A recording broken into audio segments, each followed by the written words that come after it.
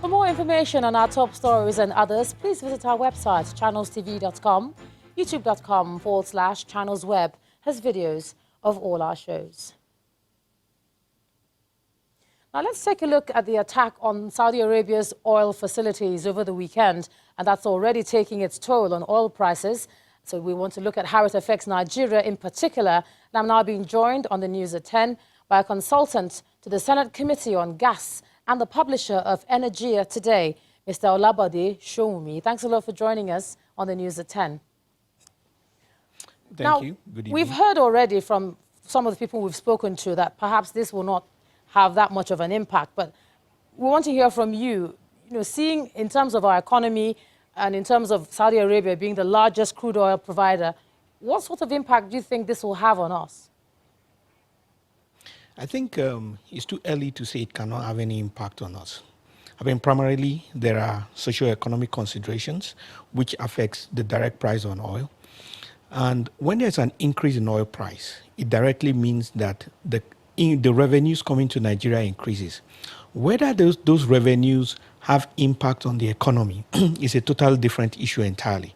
But the fact is that the monies that will be available to us is different.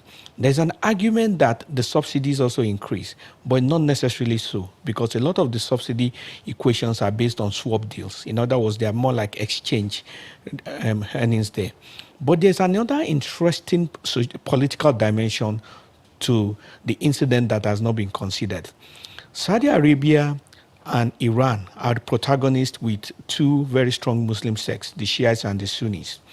If the logic that is being portrayed, that is the logic of the fact that the bombings by the Syrian rebels could have been forced by Iran, it could dovetail into a situation where it could affect the Shiite and Muslim interests all around the world.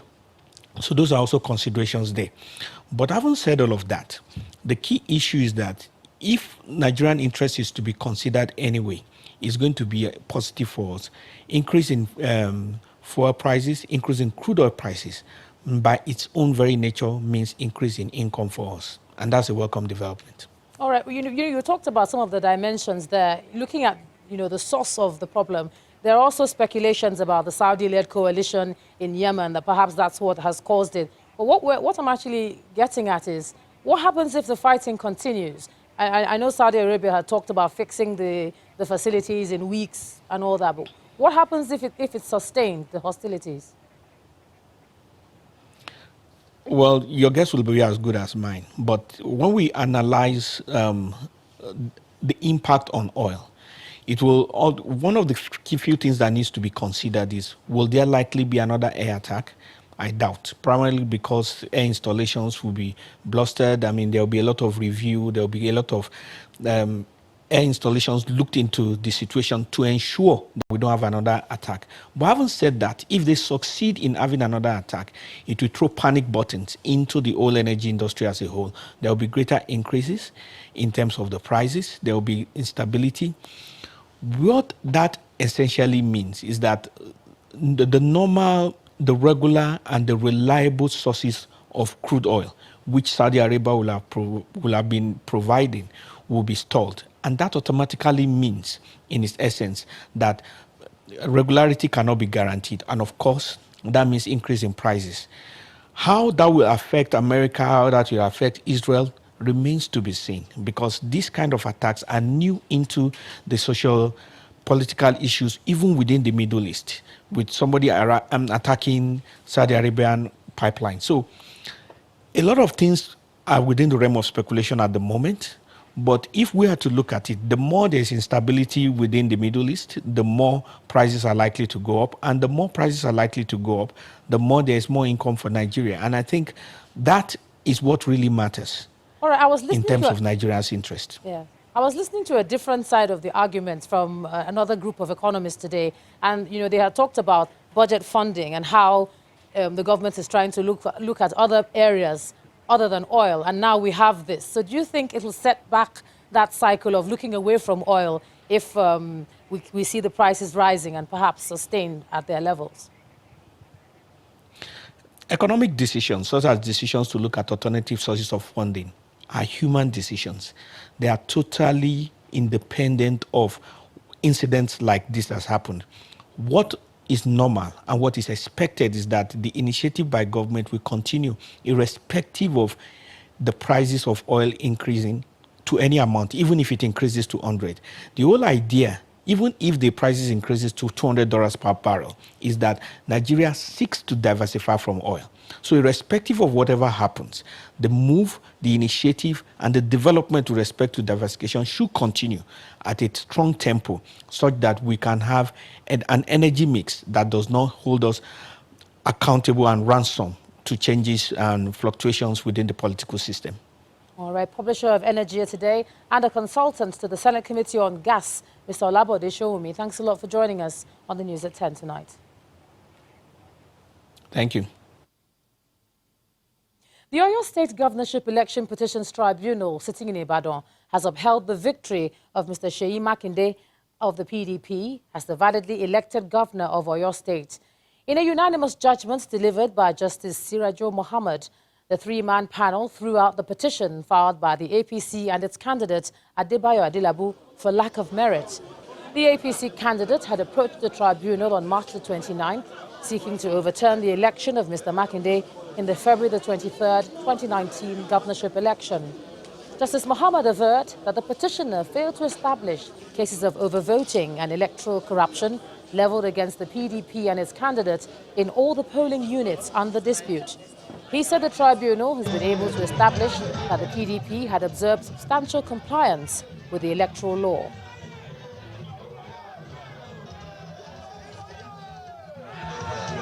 As for the judge to read the full judgment, then when we read it, we have seen one or two things that we'll want to test upstairs already. But when we read the full judgment and we consult with the lead counsel and the candidates as well as the party, then a decision will be taken on our next line of action. Right now, this judgment is fresh off from the oven. Then we need to calm down and read it dispassionately and take a decision from there. We still want to thank God for the victory and thank the people of Oyo State who have stood by us, before the election, during the election, and since we got into office. We didn't expect anything less because truth is constant. No matter how far you go to challenge it, the truth will always come out. Let's cross over to Abuja now. Here's Linda Akigbe. Linda? Hello, Ijoma. Now, 3 states in the north central, including Niger, Kwara and Kogi, as well as some southern states, namely Edo, Rivers and Bayelsa, are to brace up for more flooding in this month of September. That is, according to the Director General of the Nigeria Hydrological Services Agency, Mr. Clement Onyaso, who was speaking at a news conference in Abuja. It says there is a steady water level rise in the Niger Basin that is expected to overflow Nigeria's borders through Kebbi State. The Director General also decries the failure of state governments to heed earlier flood warnings, which has resulted in the loss of lives and property in over 100 local government areas this year. Information received on the 6th of September 2019 from the headquarters of the National Basin Authority based in Niamey confirmed that there was a steady rise in the red alert zone up to 6.26 meters of flood level of the River Niger, monitored in Niamey. The flood that was cited in the Niger Republic will finally find its way down to Kwara, Niger, Kogi, Edo, Anambra, Rivers, and Bayelsa before it empties into the Atlantic Ocean. Nigeria is the gateway for the flood to move into the Atlantic Ocean. It is very unfortunate that the flooding incidents are manifesting just as predicted. This means that the relevant stakeholders, especially individuals and state governments, failed to heed our warnings issued before the onset of flooding season in the country. The agency is concerned about non-adherence to our flood prediction for 2019, thereby resulting in avoidable flooding incidents. leading to loss of life, property, disruption of economic activities, and loss of several hectares of agricultural land. And talking about floods, residents of the Giri community in Gwagwalada Area Council of the nation's capital are counting their losses following a heavy downpour. Channels Television's crew who visited the community reports that several houses were destroyed as the flood from the overflowing waters from the Gwagwalada River poses further threats to residents. This is Dagiri community, located on the bank of the Gwagwalada River in the Federal Capital Territory. The recent heavy downpour has made the Gwagwalada River to overflow its bank, leaving a trail of sorrow as the surging waters wash away buildings along the river bank.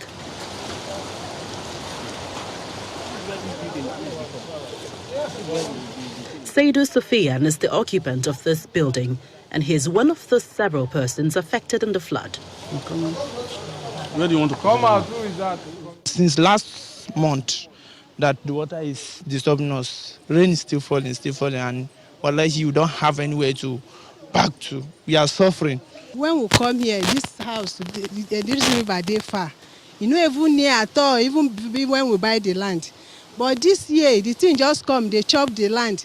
The first time, he chop the fence. The day before yesterday evening, now so the thing just they come. Before you know, he just fall this our house.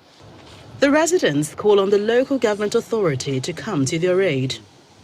If they control the water, I believe it will not come to this extent. Because if there is we have a lot of a drainage, all this thing will not be happening. Now we need a great assistance from the government and people in authority to come to our aid. We have so many people that are stranded now, nowhere to go. Many lives have been lost, and properties, a lot of properties have been lost. But an official of the Gwagwalada Area Council believes the situation is beyond the administration. What is here now is beyond the government administration. I know what is coming to our area council, Gwagwalada Area Council. Honestly, area council as it is. Please, I'm appealing to the federal government through the Minister of FCT to come to our rescue. According to the Nigeria Hydrological Services Agency, over 100 local government councils have already been affected by flooding across the country. The prediction from the agency also shows that there is no abating in the flood situation. Hence, relevant agencies must act fast.